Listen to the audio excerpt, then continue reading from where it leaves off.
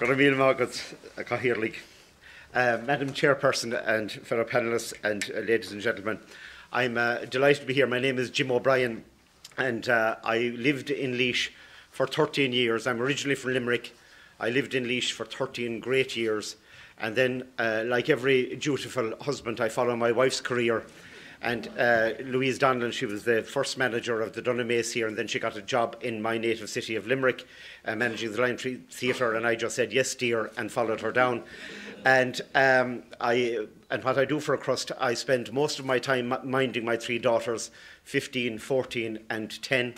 The youngest, who is a proud Laois woman and wears her Laois jersey, even we're living now in exile in Clare. And she wears her Laois jersey to football, they don't do football, sorry, to Camogie all the time, and drives them all mad. She's very proud of it. Just to say that we lived in Laois is Capard School, which was a schoolhouse out in the Slieve Bloom Mountains. It's still for sale if anybody wants it.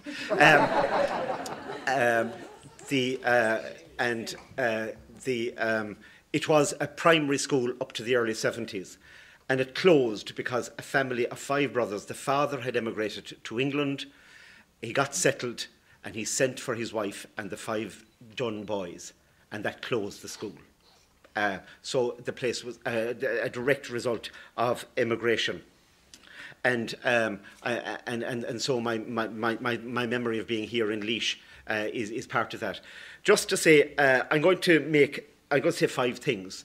Now I'm going to say, I hope by the end of what I have to say, I'll have said them. I had a professor one time in university, and we used to all laugh at him because he used to start. He was a Clareman as well. Not that I'm a Clareman, but he was a Clareman. And he used to start his lecture. Now, ladies and gentlemen, I'm going to make 3 points. He'd say, point 1, and he'd go on and he'd be totally erudite about everything. And now, point 4, he'd say.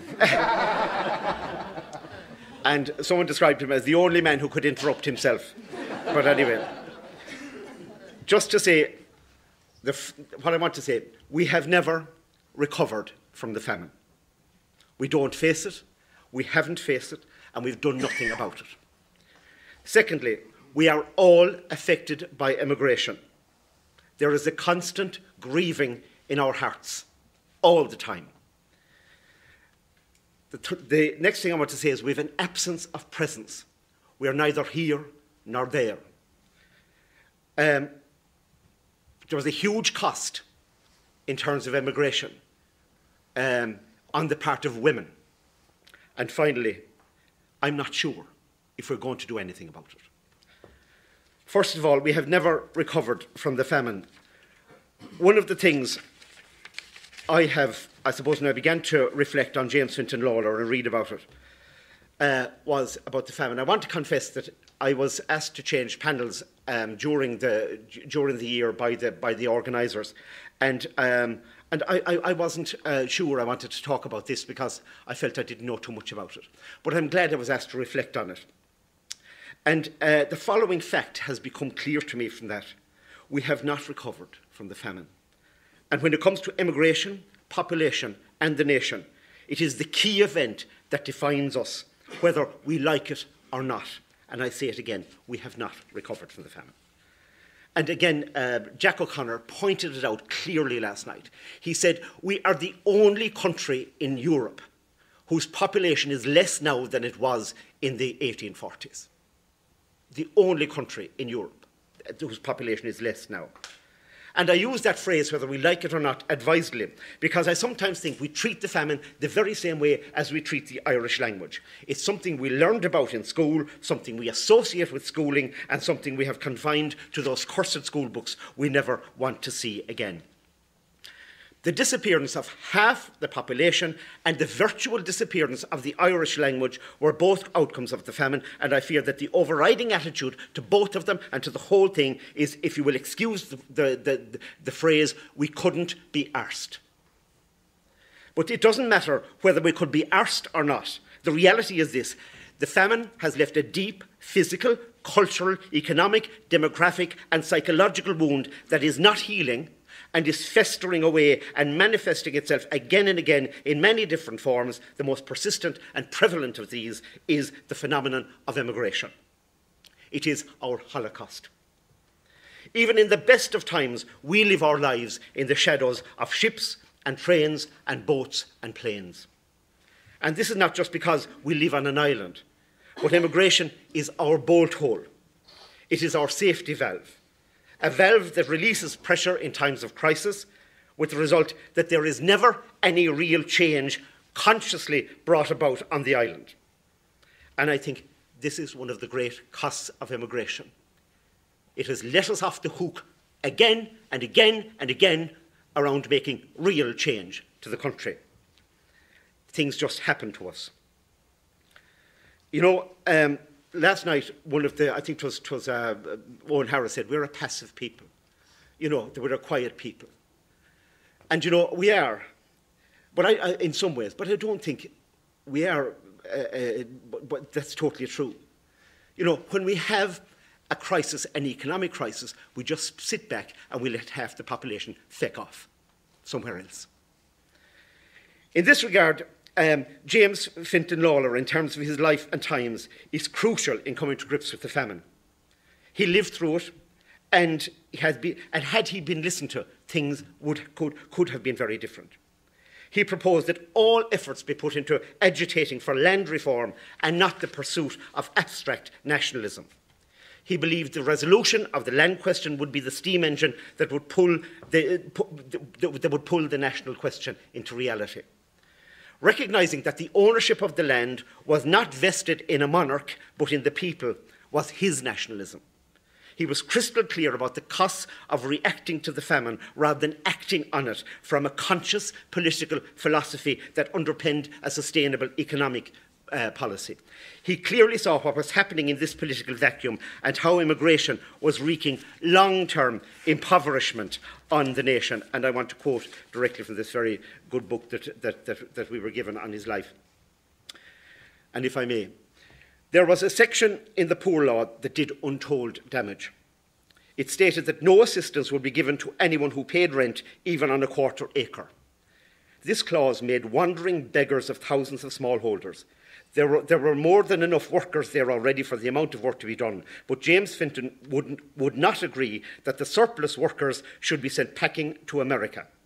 Every Irish person had the right to a means of livelihood in their own country. If they were to wait until cultivation was at an end, the country devastated, the smallholders gone, it would be too late then to do anything to save the nation. This thought drove James Fintan to leap into the very heart of protest.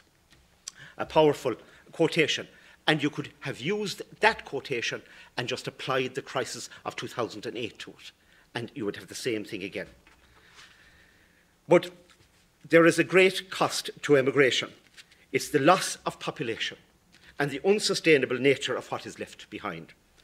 To put this in its context, and again to remind ourselves of the nature of the tragedy that unfolded in the famine. In 1838, the population of Ireland was 8 million. The population of the island of Britain was 16 million. Today, the population of Britain is 64 million. And the population of this island is 6.4 million, the entire island. 10% when we were 50%. We have never recovered. The implications of population collapse were huge. I know that saying what if makes for bad analysis and poor history. But I remember reading some time ago a piece that asked, what would Ireland look like if the famine hadn't happened? One of the standout conjectures in the piece concerned population. And this stated that if the famine hadn't happened, our population would possibly now stand at 26 million. Now, can you imagine what a difference that would make in terms of an internal market, if you just want to reduce it to pure economics, for goods and services? Culturally, in terms of the language, in terms of us as a cultural people, in terms of our confidence and vibrancy, if we were 26 million. That might all be pie in the sky. But what isn't pie in the sky is the fact that there has been no conscious policy to rebuild the population and no vision around population growth and retention. It has all been fire brigade stuff. On the contrary, we have a preoccupation with being the best small country in the world to do anything with, reacting to events as they happen and maintaining a sneaking regard for immigration as that bolt hole and that safety valve when things go pear-shaped. And also we laud the immigrants and we say what a huge contribution they have made all over the world, and they have. But very often we see our immigrants as people that we shake down occasionally. And very often when we talk about the benefits of immigration, it's a euphemism for consolations. Wouldn't it be worse if they were stuck here with nothing to do? If they were stuck here, they might find something to do, like change the political and economic system. And this is another huge cost in terms of immigration. Those who could have made a real change to the country have left. And no doubt there are benefits to immigration, and there is every reason to be proud of the many achievements of the Irish diaspora. Indeed, you've only to sit in a cinema and watch any English-speaking movie, and as the credits roll, the list of Irish names involved at all levels of the production is massive. But this is a result of an accident of history rather than the result of a conscious policy. Could I say just about the fact that we are all deeply affected by immigration? I suppose one of the reasons I feel I can talk about this topic, I come from a family of immigrants. I come from this deeply affected by its reality. I was born in Kildymone, County Limerick, where my family has farmed since the 1800s. In 1986, my sister had twin boys. And when you have twins in the family, you immediately say, well, where did they come out of? Well, we all know where they came out of, but is in the genes. And we did a bit of research. And there were twin boys born in the house in the 1830s, Tig and Michael. They both emigrated to the United States, where they died fighting for the Confederacy, and they're buried in Georgia. My grandfather had 4 sisters and a brother. With the exception of his eldest sister, they all emigrated to America. My grandaunt Carmel became a Holy Cross nun in South Bend, Indiana. Her sister Eileen married in New York, and the youngest sister, Peggy, married and settled in New York. My grandfather also ended up in New York working as a longshoreman until his father died, and my uncle Dennis and his brother Dennis also emigrated to the States. And he was there when my great-grandfather died. And they had an argument as to who should go home. And the neighbours got together and said, one of you has to go home because the name has to be continued. And I met an old woman in a nursing home about 20 years ago, and she told me what happened, that they got my grandfather drunk, they put him on the ship, and he woke up halfway across the Atlantic because the neighbours didn't want the name to go out. My grandfather came home. He married Annie Burke. They had 5 children. 4 of them have lived in America all their lives. In fact, my father is the only one to have stayed in Ireland. My Aunt Peggy died not too long ago in Maryland. Uncle Dennis is in a nursing home in Indiana. And my Aunt Noreen is living in South Bend, Indiana. And also my Aunt Etna lives in Joliet, Illinois, and I had a note here about that. She lives. So those are all my father's family. He's the only one who stayed at home. Now, my particular branch of the family, we were lucky in the sense that my particular generation got to stay at home, more or less, except for I have a brother in Saudi Arabia and I have a sister in Grenoble. I'm one of 11 children. It was a small kitchen. They met often.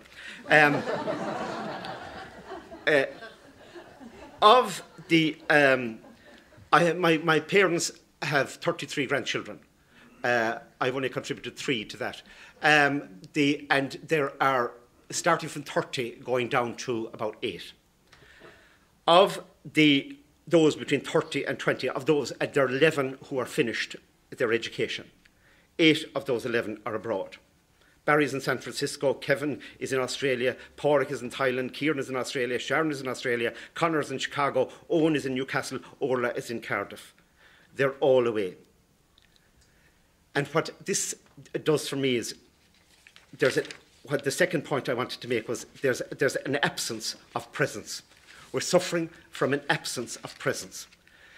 And it's summarised in the words of Pato in that great play by Martin McDonagh, The Beauty Queen of Leenane. And Pato, the night before he goes back to England after visiting Ireland, he's sitting there in his vest and he's reminiscing and he's thinking about his situation.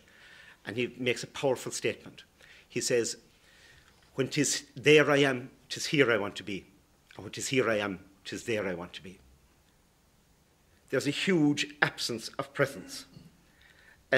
of all my immigrant family, of all of them, those generations, those 2 and 3 generations, there is only one aunt and one nephew who have no intention of coming home. The rest of them talk about coming home all the time. And it's almost an absence of presence in the country they're living in. In fact, not one of my nephews and nieces owns a stick of property in the countries where they live.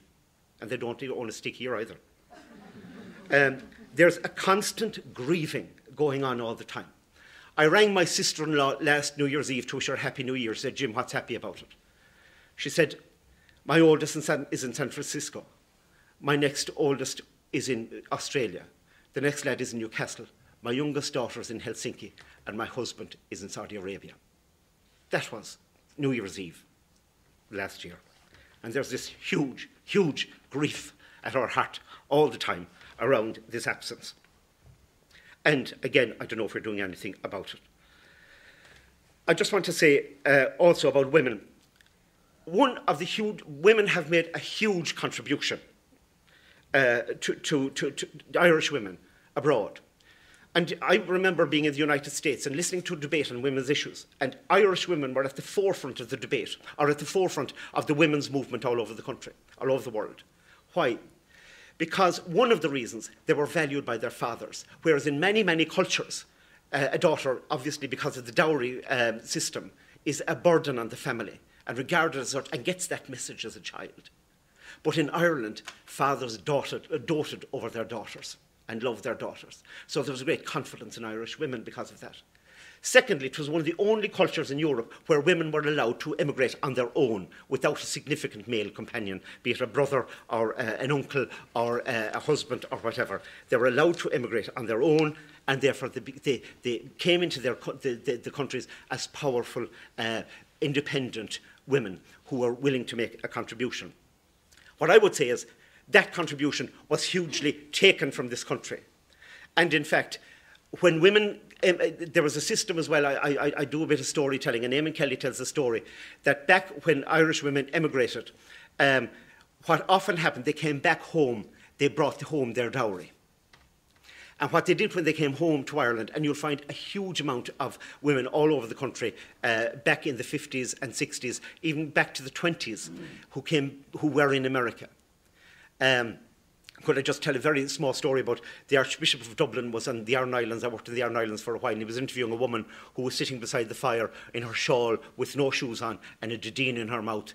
And he was asking her, have you ever been in Big Ireland, ma'am? He said, which the Aran Islanders call this part of the world. And she said, twice, she said, going and coming from Manhattan.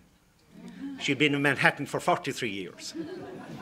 She was here twice, going and coming from Manhattan. And these women used to bring home the dowry, and if there was another, if the son in the house wanted to get married, they gave or if there was an older sister who wasn't married, they gave their dowry. If they were marrying into a house, they brought their dowry and it was given to whatever sister was in that house to move on and find a husband. So there was a huge amount of women coming back. And then these women contributed hugely. They were very involved in the revolution in the first part of the century. But another downside of immigration was the fact that it led after the famine to a rising middle class values who held on to what they had. And that rising middle class again took over after the War of Independence, and women were pushed off the stage again and just emigrated again. Finally, I'm just going to say, I'm not sure if we're going to do anything about it.